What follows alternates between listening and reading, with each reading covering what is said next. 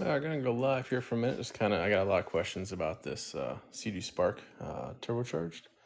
I'm gonna do live, and I'll post it later as well. But this started out as an EVP kit. Unfortunately, we just kept having failures after failures of the aluminum manifold.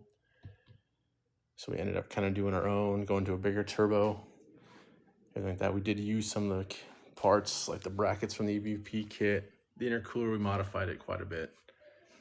But otherwise that, an actual real Turbo Smart blow-off valve. Went ahead and designed our own stainless flange. We did a Schedule 40 stainless runners and log, so that way we should have plenty of strength. And then we went ahead, Huggy Fab out of Sioux City helped me. Basically, I designed this on the computer, and he helped me turn it into something that's actually real. Still water cooled, still gets water, still cools off the runners, the log, everything like that. Right now it's got a PSR 4849G turbocharger. They're technically rated about 550 horsepower. Its PSR is equivalent to like a Garrett G25 550. A Garrett would bolt right in there. Obviously, spent quite a bit more money. We figured we'd keep it cheap, but then we did water jacket it. So this is the only part that's not water jacketed, but luckily it's far enough from everything, it doesn't cause a problem. Downpipes water jacketed. So everything that's typically water cooled, still water cooled. Quick little intake, I want to clean up this bracket and stuff eventually, but just 3D printed a 4-3 boot in.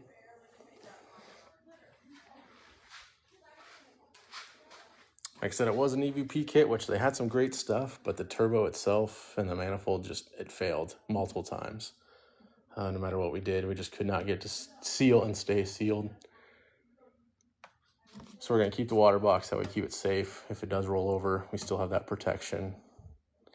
Still acts as quite a good muffler too. It's not quite as loud as it would be if it was just straight piped. Currently the ski is tuned by Race Labs. Just still 91 octane. Nothing special there. We will eventually switch to E85. Might need new injectors. Haven't quite talked to the tuner on that yet. But eventually, once we get everything else situated, a lot of this is just basically get it running, get it tested, see what we like, see what we don't like. Like the water from the jet pump comes in here, goes in the intercooler first. I want to clean this up, get rid of this big loop, but that's what we had right now. And then one port out of the intercooler feeds the center section of the turbo, and then that goes to the flush port.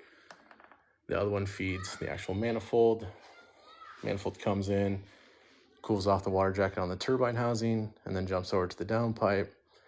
And then downpipe water exhaust all goes into this box, still doesn't overheat.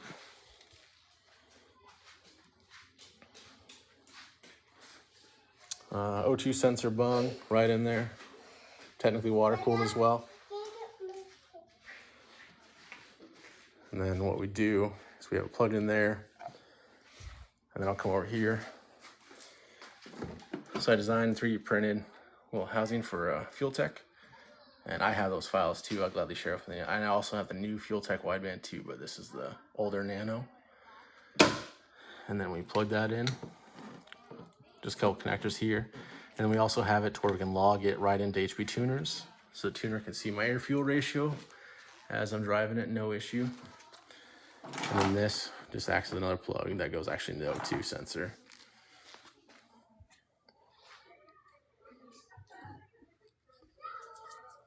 Otherwise, that's pretty much it. We are doing some testing on some custom impellers. If you see my page, you'll see that I actually have an impeller. It's a highly modified stock one with an inducer on it. I'll show you a picture of it. It's actually in the machine right now. Otherwise, I think we're gonna have about 3 more to test after this one, go from there. So hopefully find the sweet spot on it.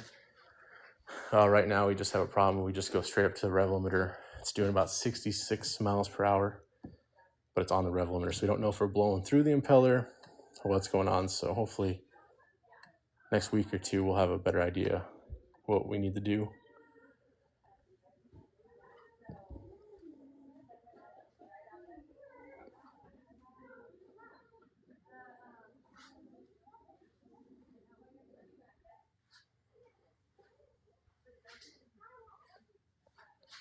Right now it's running 12 psi.